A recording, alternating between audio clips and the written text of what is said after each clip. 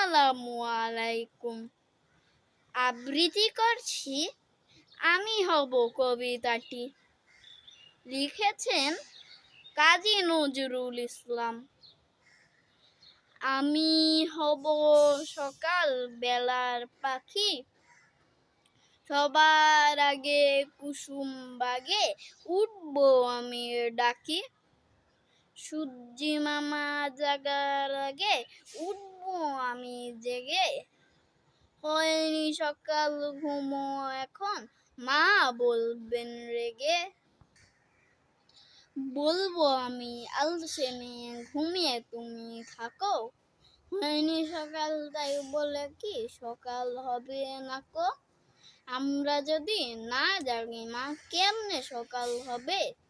তোমার ছেলে উঠলে মাগো রাত পোহাবে তবে। ধন্যবাদ।